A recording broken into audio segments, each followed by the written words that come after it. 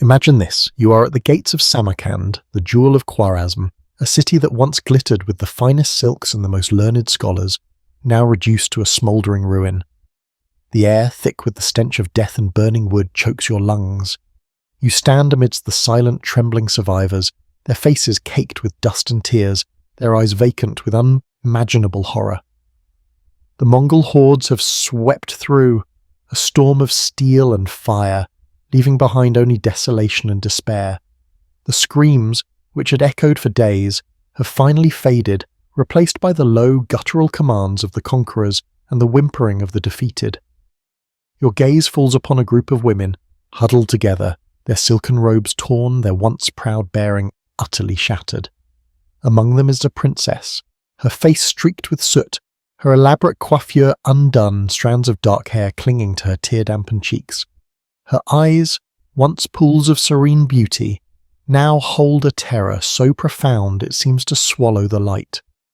She watches as the Mongol warriors, their faces impassive, their movements efficient, begin to separate the women. The young and strong are pulled aside, their fates sealed with a glance. The old and infirm are cast away, deemed worthless. The children cling to their mothers, their small hands grasping desperately, only to be pried away, their cries swallowed by the vast, indifferent sky. The princess is seized, not violently, but with a cold, deliberate grip that signals an absolute claim.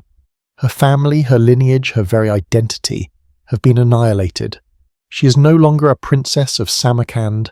She is a spoil of war, a prize to be presented. She is led towards a distant, larger encampment, where the great Khan himself resides, a place rumoured to hold 1,000 captured women, a living testament to his insatiable hunger for dominion. The ground beneath her bare feet is littered with shards of pottery and the splintered remains of what was once a vibrant, thriving city.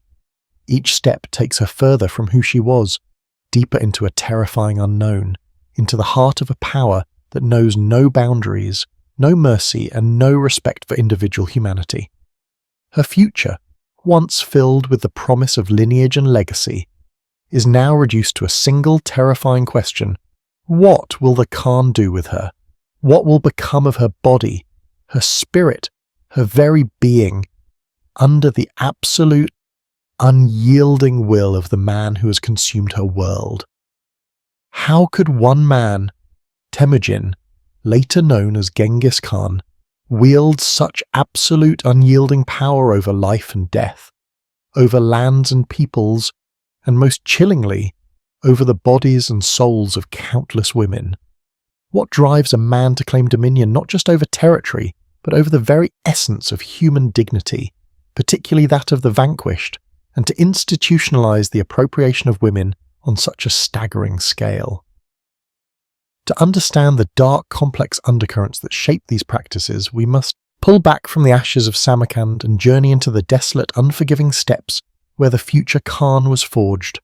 We must peer into the life of a boy who knew hunger, betrayal, and terror intimately, a boy who had become the architect of an empire, and in doing so redefine the very nature of conquest and the subjugation of women.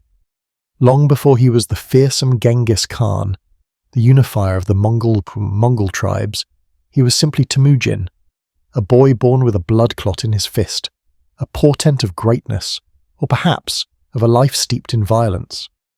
His early years were not those of a privileged chieftain's son, but rather a brutal crucible that would temper his spirit into something unyielding and relentlessly pragmatic. His father, Yesugei, a minor chieftain, was poisoned by rival Tatars when Temujin was barely 9 years old. This sudden, catastrophic loss plunged his family into immediate peril.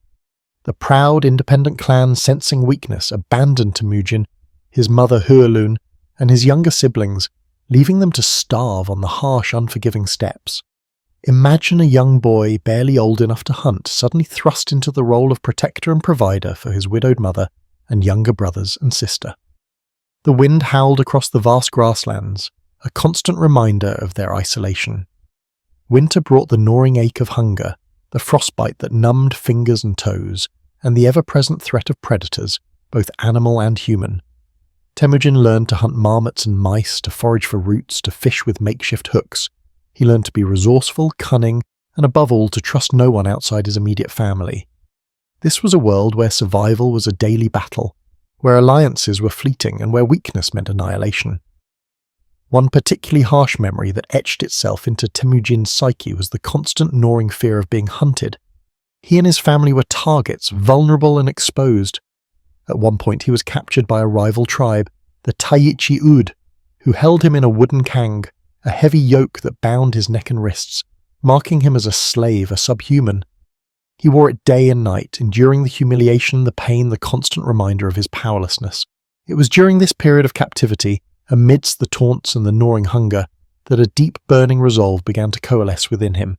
He would never again be weak. He would never again be at the mercy of others. He would break free, and he would make sure that no one could ever hold him captive again, either physically or metaphorically. He escaped, a daring feat that involved hiding in a river and later seeking refuge with a sympathetic family, but the psychological scars remained, deep and indelible. This profound trauma, the abandonment, the starvation, the slavery, the constant threat of death, became the core psychological wound that would drive Temujin's ascent and shape his empire. It instilled in him an insatiable need for absolute control, for unwavering loyalty, and a deep-seated fear of weakness or vulnerability, both in himself and in those around him. His conquests were not merely about acquiring land or wealth. They were about eliminating all threats, real or perceived, and consolidating power in every conceivable way to ensure that he and his lineage would never again suffer the indignities he'd endured. He would build an order so unassailable, so dominant, that the chaos and terror of his youth would be forever banished. His early experiences also profoundly influenced his understanding of women and their role in the harsh reality of steppe life. He saw his mother, Hurlun, a woman of extraordinary strength and resilience, hold their fragmented family together against impossible odds. He witnessed the devastating impact of her capture and subsequent marriage to his father, a common practice among tribes, but a trauma nonetheless. And then, the most formative event concerning women in his early adulthood, the kidnapping of his own beloved wife, Berta. Berta was taken by the Merkits, a rival tribe, shortly after their marriage. The pain and fury of this abduction were immense. It was a direct assault on his nascent family, a recapitulation of the very powerlessness he so despised. Temujin, still a young man struggling to establish himself, gathered his few allies, including his blood brother Jamuka and the powerful Togrul Khan, and launched a daring rescue mission. He fought fiercely, not just for Berta, but for his honor, for his future, for the principle that what was his would remain his.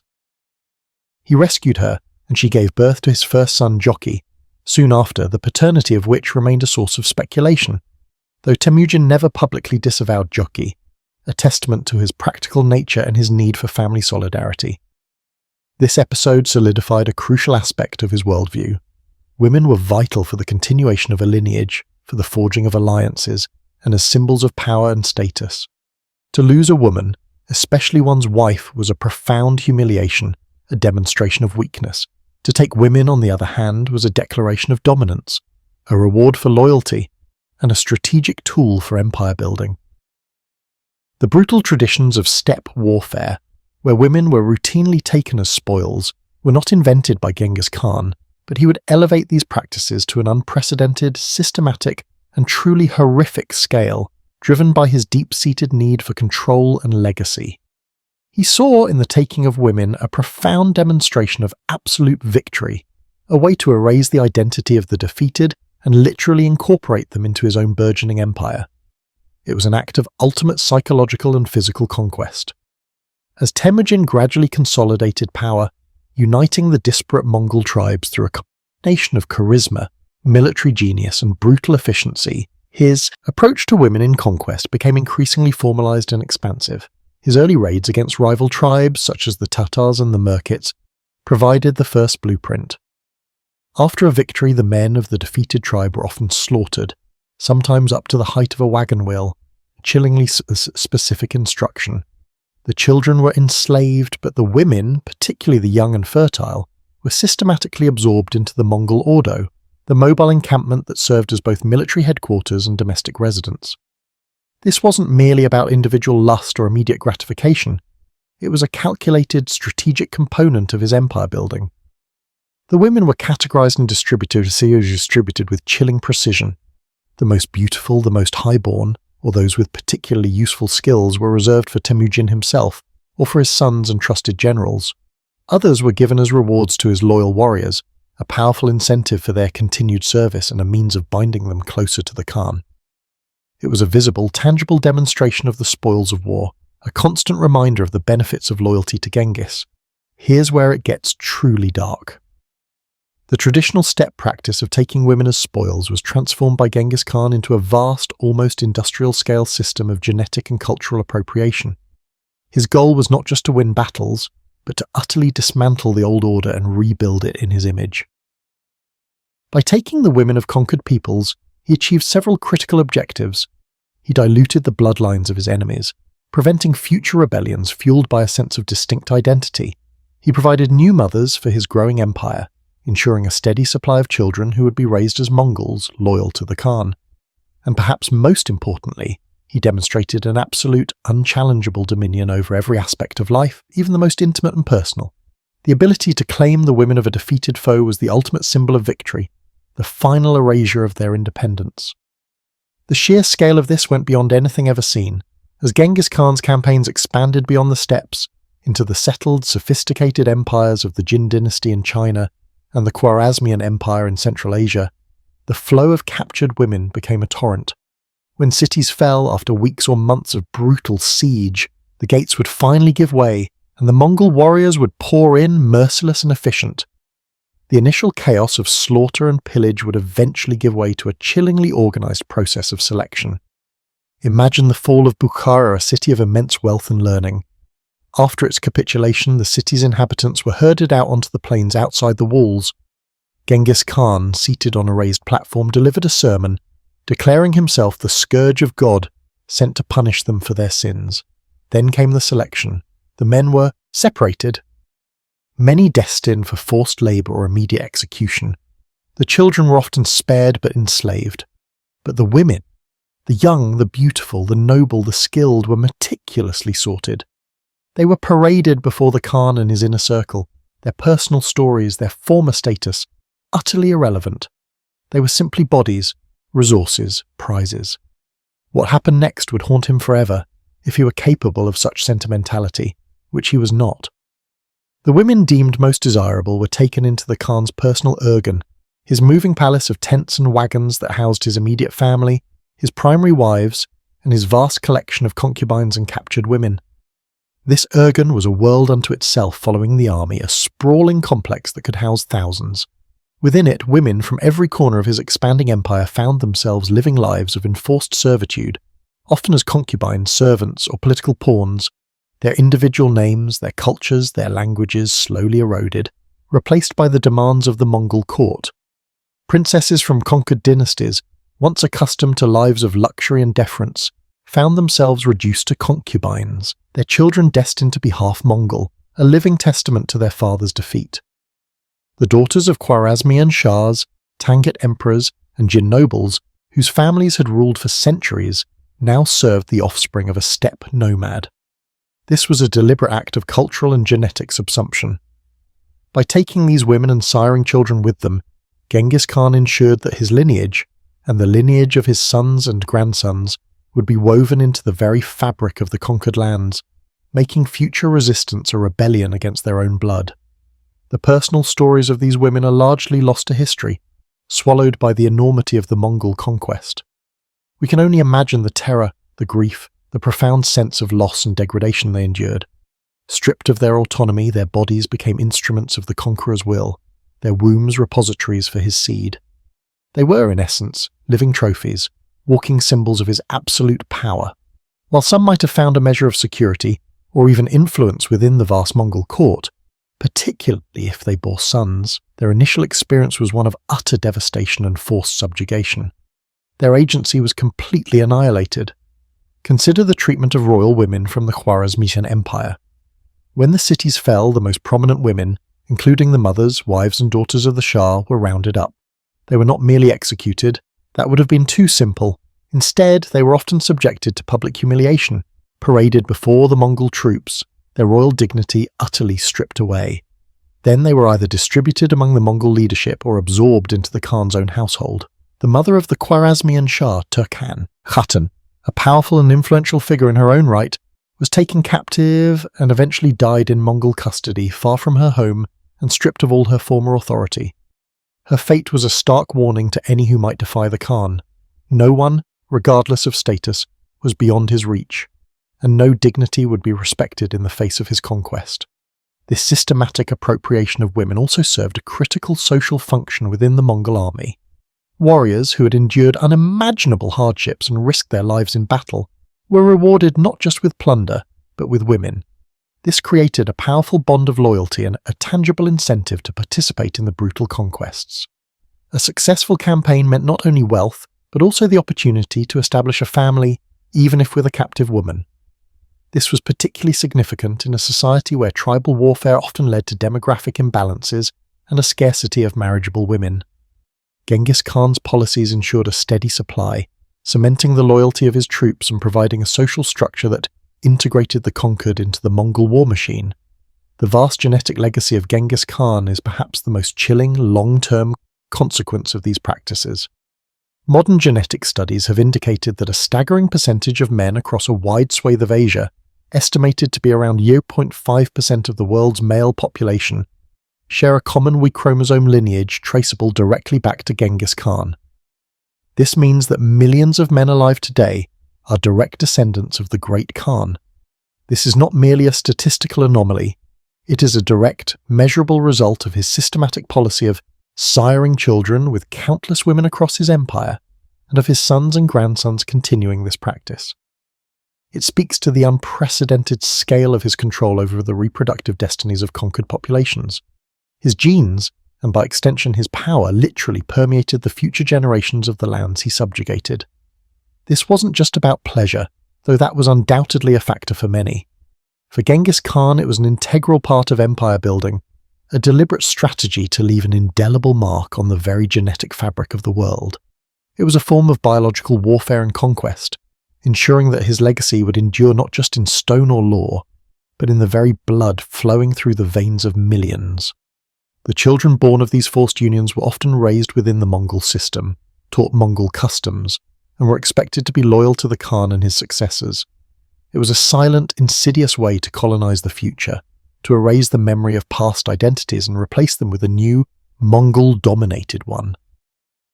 The climax of this story is not a single battle, but the sprawling, ever-expanding empire itself, a testament to Genghis Khan's absolute and terrifying dominion.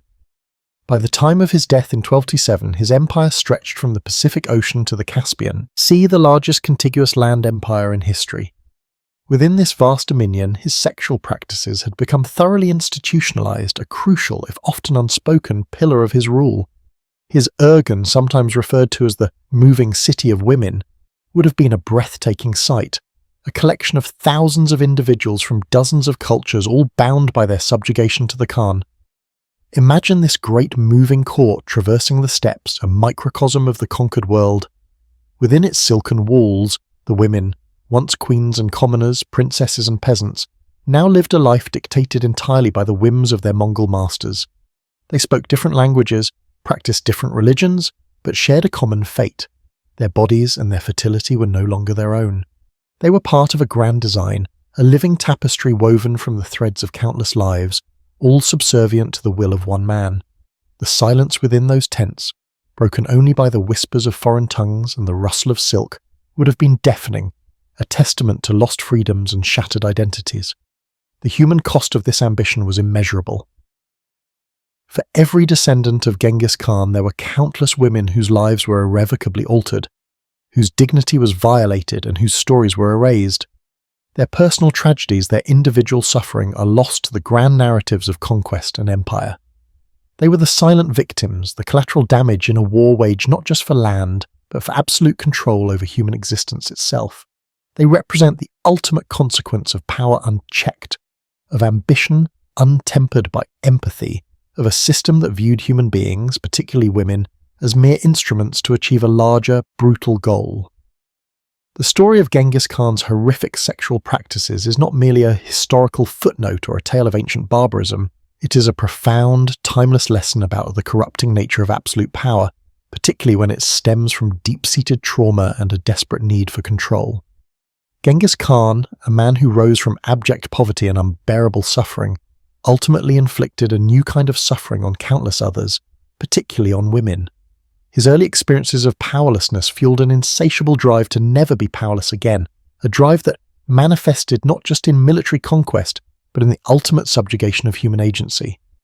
This narrative forces us to confront uncomfortable truths about the dehumanizing effects of war and conquest and the disproportionate burden placed upon women in such conflicts. Even today, in modern conflict zones around the world, sexual violence is used as a weapon of war, a tool of humiliation and control echoing the ancient practices of conquerors like Genghis Khan. The stories of those lost to history, whose identities were subsumed by the conqueror's will, serve as a stark reminder of the enduring vulnerability of individuals, especially women, in the face of unchecked power. The legacy of Genghis Khan is a complex and contradictory one. He was a brilliant military strategist, an unparalleled empire builder, and a man who forged a lasting legacy that shaped the course of history for centuries. Yet his triumphs were built upon foundations of unimaginable cruelty, and his personal dominion extended to the most intimate and personal aspects of human life. His story compels us to reflect on the dark side of human ambition, the way trauma can perpetuate cycles of violence and control, and the enduring importance of recognizing the humanity and agency of every individual, even in the most brutal chapters of history. The echoes of absolute power and its potential for abuse remain relevant, a cautionary tale whispered through the centuries, a chilling reminder that the capacity for both greatness and horror resides within the human heart. The echoes of absolute power and its potential for abuse remain relevant, a cautionary tale whispered through the centuries, a chilling reminder that the capacity for both greatness and horror resides within the human heart. The young princess, whom we first encountered at the ruined gates of Samarkand, found herself thrust into this very system, a living testament to its brutal efficiency. Her name, once whispered with reverence in the silk-draped halls of her father's palace, was likely forgotten by her captors, or perhaps simply never learned. Let us call her Zara, a name that means flower, or radiance, a cruel irony given the darkness that had enveloped her. As she was led away from the smouldering remains of her city, her exquisite garments, once symbols of her noble birth, were now merely tattered rags clinging to her frame, offering little protection against the chill desert night or the colder stares of the Mongol guards. Each step was an act of surrender, a forced march away from everything she had ever known, every memory of warmth, comfort, and love. The Mongol camp, when she finally reached it, was a vast, sprawling entity, unlike any city she had ever known. It was not built of stone and mortar, but of felt and hide, a labyrinth of white and grey yurts, stretching as far as the eye could see under the vast, indifferent sky. The air, which in Samarkand had carried the fragrant scents of spices and jasmine, here reeked of yak butter, dried meat, unwashed bodies, and the acrid tang of wood smoke. The constant murmur of 1,000 voices speaking a guttural, unfamiliar language was punctuated by the whinny of horses, the bleating of sheep, and the occasional sharp bark of a dog. This was the Urgan, the Khan's moving court, his mobile dominion, a place where the cultural remnants of 100 conquered peoples were forced to coexist in a strange, unsettling silence. Zara, her mind numb with shock and fatigue, was pushed into a large, dimly lit yurt far grander than the others, but still alien. Inside, she found herself among dozens of other women, a kaleidoscope of faces from across Asia, fair-skinned women from the northern steppes, their braids adorned with silver, slender women from Cathay, their silk kimonos now soiled, women with darker complexions and intricate tattoos from the southern deserts, and many like herself from the sophisticated cities of Khwarezm. They sat in various states of despair or resignation, their eyes reflecting a shared, unspoken horror. Some wept silently, tears tracing clean paths down dust-streaked cheeks. Others stared blankly ahead, their souls seemingly already departed. A few, older women moved with a grim efficiency, tending to tasks, their faces etched with the hard lines of a life lived through constant upheaval. The hierarchy within this floating world was instantly palpable, though unspoken. Some women, dressed in finer, cleaner garments, moved with a subtle air of authority, their gazes sharper, less defeated. These, Zara soon learned, were the older wives or concubines, who had perhaps been taken earlier, or who had borne sons to the Khan or his generals. They held a precarious power, a reflection of their proximity to the ultimate authority. The newest arrivals, like Zara, were at the very bottom, stripped of their past status, their future uncertain. They were objects to be assessed, assigned, absorbed. Zara's inner world, once vibrant with poetry and the gentle rhythms of court life, became a desolate landscape. She remembered her mother's hands, delicate and scented with rosewater, arranging her hair. She remembered the hushed libraries of Samarkand, the intricate patterns of the mosques, the laughter of her younger sisters. All of it was gone, reduced to ash and memory. Her thoughts were a torrent of grief, fear, and a burning, impotent rage. How could a civilization so rich, so advanced, fall to these nomadic warriors? And how could she, a princess, be reduced to this? The sheer indignity of it, the profound loss of autonomy, was a wound deeper than any physical injury. She felt a chilling sense of her own body no longer belonging to her, but to the conquering force, a vessel to be used and discarded. One of the older women, a woman with the severe but not unkind face of someone who had seen too much, approached Zara. Her name was Kukshin, and she spoke a rudimentary Persian, enough to communicate the basic instructions. You will eat, you will rest, you will be presented to the Khan. Her words were delivered in a flat, emotionless tone, but her eyes held a flicker of understanding, a shared sorrow that transcended language. Kukshin herself had been taken from a Uyghur city years ago, a concubine to one of the lesser generals, but now, with age, served as a kind of supervisor for the new arrivals, her own spirit long since broken and reformed by the Mongol way of life. She had learned to survive by becoming invisible, by performing her duties without complaint, by suppressing any flicker of individuality that might attract unwanted attention. She had seen countless Zaras come and go. The presentation to the Khan was not the terrifying, intimate encounter Zara had dreaded, at least not at first. It was a formal parade, a ritual of possession. She stood with a line of other women, her head bowed, her heart a frantic drumbeat in her chest. The great yurt of the Khan was enormous, filled with the scent of burning incense and mutton fat, and the low, guttural murmur of men. Through lowered eyelashes she caught glimpses of the Khan himself, seated on a raised platform, his face impassive, his eyes like chip of obsidian, cold and utterly devoid of emotion. He was older than she had imagined, his beard streaked with grey, but his presence was immense, radiating an almost physical force that seemed to press down on everyone in the room. He did not speak to them directly.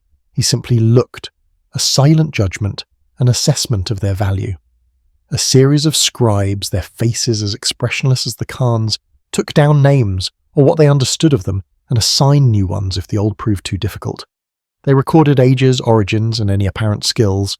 Zara, with her knowledge of Persian poetry, her ability to play the oud, her command of several languages, might have been seen as a prize, but in this moment her accomplishments were irrelevant. She was simply an item on a ledger, a piece of property to be allocated. The Khan gestured, a subtle movement of his hand, and Zara was directed to a different section of the urgan, one reserved for the women of higher birth, those intended for the Khan himself or his immediate family. This was a chilling reality. Genghis Khan's personal urgan was a meticulously organized system, not a chaotic free-for-all. It reflected his deep-seated need for order and control, a direct counterpoint to the chaos of his early life. The women were not just random captives, they were classified. Some were designated as temporary concubines, others as permanent members of his expanding household, while still others were earmarked as political gifts or diplomatic offerings to his allies and loyal generals. The most beautiful, the most intelligent, or those of the most prestigious lineage like Zara, were often kept close, not just for pleasure, but for their symbolic value, their potential for producing heirs, and sometimes for their cultural knowledge or administrative skills. Within this inner circle of the urgan, life was still one of absolute servitude, but perhaps with a thin veneer of comfort. Zara was given new if simple Mongol clothing. She was fed though the food was often unfamiliar. She was not subjected to physical abuse, but the psychological prison was ever present. Her days were spent in a dull routine of waiting, of silent observation, of performing small tasks assigned by the chief wives, the khetuns, who held immense power within the domestic sphere. These khetuns, some of them Genghis's original wives like Berta, or powerful women from other tribes acquired through alliance, were themselves products of a system that valued strength and strategic thinking. They managed the vast Urgan, oversaw the distribution of resources, and maintained order among the hundreds, sometimes thousands, of women.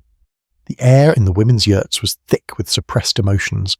There was the quiet hum of activity, the rustle of fabrics, the soft whispers of women conversing in a myriad of languages, often with gestures and broken words. There was the constant undercurrent of fear, of uncertainty, but also, surprisingly, of a strange camaraderie born of shared suffering. Zara would often sit and listen to the older women, their stories a tapestry of loss and adaptation. One woman, a delicate Chinese noblewoman, spoke of her family's estate, her father's scholarly pursuits, her own meticulously embroidered silks. Now she was a seamstress for the Khetans, her delicate fingers, once accustomed to painting scrolls, now mending felt and leather. She sometimes taught Zara intricate paper folding techniques, a silent act of cultural preservation. But that wasn't even the worst part. The most chilling aspect of this existence was the constant, unyielding pressure to produce children. For Genghis Khan, and indeed for all Mongol men, lineage was paramount. Sons meant power, continuity, and the expansion of the family's influence. For a captured woman, bearing a son to the Khan or one of his family members could elevate her status, grant her a degree of protection, and ensure a better life for her offspring who would be raised as Mongols. This was a perverse form of integration, where the very bodies of the conquered were used to propagate the conqueror's bloodline, further erasing their original identity. Zara found herself increasingly aware of the eyes upon her, the unspoken expectations. She was young, healthy, and from a lineage known for its beauty and intelligence. She was a prime candidate for motherhood in the Mongol Empire. The nights were the hardest, a terrifying lottery. Sometimes she would be called, along with several other women, to the Khan's personal yurt. These encounters were not passionate or loving. They were transactional, an act of procreation. Genghis Khan, ever the pragmatist, saw these unions as a means to an end.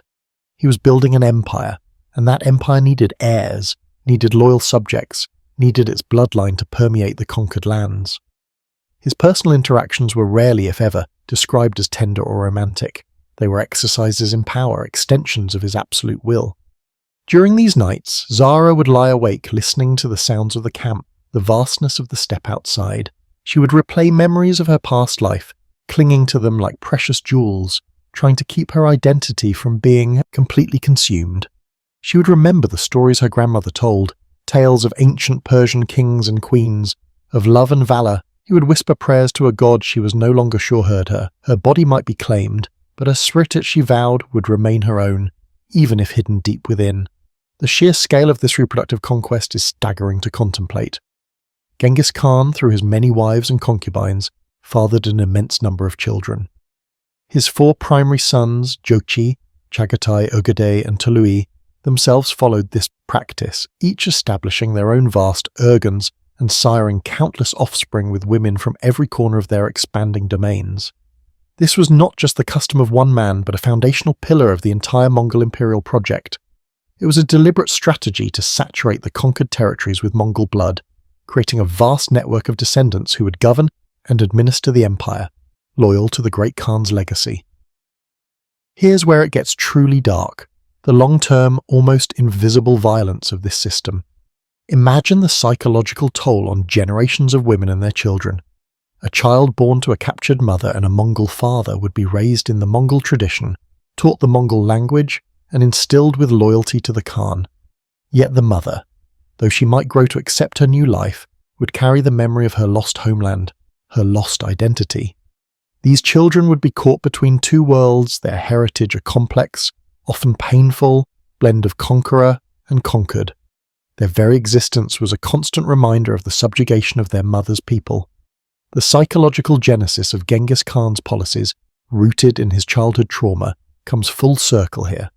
His fear of weakness, his absolute need for control, found its ultimate expression in this biological conquest.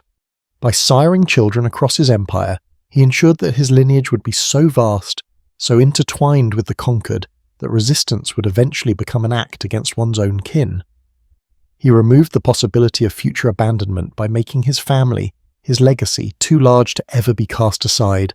He built an empire not just on land and gold, but on the very bodies and blood of his subjects, ensuring his dominance down to a genetic level. This was a man who, having been abandoned and enslaved, sought to bind the world to his will with unbreakable chains, forged from steel and flesh. He understood that true conquest was not merely about winning battles, but about reshaping the very fabric of society, from its political structure down to its most intimate familial bonds.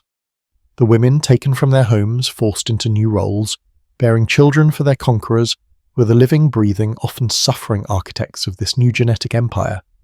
Their silent endurance, their forced resilience, became a testament to the Khan's terrifying vision of absolute dominion.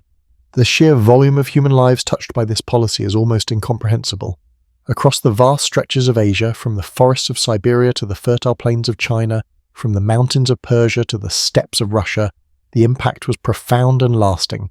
Every city sacked, every village razed, every tribe defeated contributed to this human flow into the organs of the Mongol elite. It was a silent, relentless process of cultural and genetic absorption, transforming the conquered from the independent peoples into components of the vast Mongol machine. Consider the Tangut Empire, a sophisticated Buddhist kingdom in what is now Western China. When it defied Genghis Khan, it was utterly annihilated. The cities were razed, the population decimated, and the culture almost entirely erased. But among the spoils, countless Tangut women, from princesses to commoners, were taken. Their fate was to become part of the Mongol genetic pool, their unique heritage dissolved into the larger conqueror's lineage. Their language and traditions, once vibrant, now clung to by a few scholars, faded into obscurity, while their descendants became Mongols, speaking the language of their fathers, worshipping the sky god Tengri. The narrative of Zara, the Samarkand princess, becomes one of millions. Her initial terror might have slowly morphed into a grim acceptance, a survival mechanism. She might have learned the Mongol language, adopted some of their customs. She might have borne children, perhaps even found a strange detached affection for them, knowing they were her only link to a future, however alien. Her beauty, her intelligence, her noble bearing, which once defined her, now only served to make her a more valuable prize, a more potent symbol of her people's defeat. She was a living monument to the Khan's victory, a walking, breathing testament to the fact that no one, no matter how high their station, could defy the Mongol will and escape unscathed. The enduring silence of these women in historical records is perhaps the most poignant aspect of their plight. History, particularly in ancient and medieval times, was overwhelmingly written by men, about men and for men. The experiences of women, especially those on the losing side of conquest, were rarely deemed worthy of extensive documentation. Their voices were silenced, their stories relegated to the realm of private suffering, largely unrecorded and therefore easily forgotten by subsequent generations. We are left to infer their pain, their resilience, their stolen dignity from the sparse records that mention their capture and redistribution. The conclusion is not a simple ending, but a profound reflection on the enduring themes of power, trauma, and the human cost of empire. Genghis Khan's horrific sexual practices were not isolated acts of depravity. They were a systemic, calculated, and deeply ingrained aspect of his empire-building strategy, born from a childhood scarred by abandonment and a relentless drive for absolute control. He transformed the traditional customs of steppe warfare into an unprecedented instrument of biological and cultural subjugation. His story is a chilling reminder that the greatest architects of history are often driven by the deepest personal wounds, that ambition, unchecked by empathy, can lead to unimaginable cruelty, and that the quest for control can extend to the most intimate aspects of human life. The millions who carry his genetic legacy today are a living testament to this truth, a silent echo of the countless women who were stripped of their autonomy, their identities and their futures, all for the sake of one man's relentless pursuit of an unassailable empire. The ruins of Samarkand, the shattered lives of women like Zara, and the vast genetic footprint of the Khan all stand as a stark, enduring thesis, that the tortured history of humanity is often written not just in blood and steel, but in the most profound and personal violations of the human spirit. And the lessons, though ancient, resonate with an unsettling clarity in our modern world, where the vulnerability of women in conflict remains a tragic, persistent reality. The suffering of the vanquished, particularly its women, often forms the silent, unseen foundation upon which the grand narratives of conquerors are built.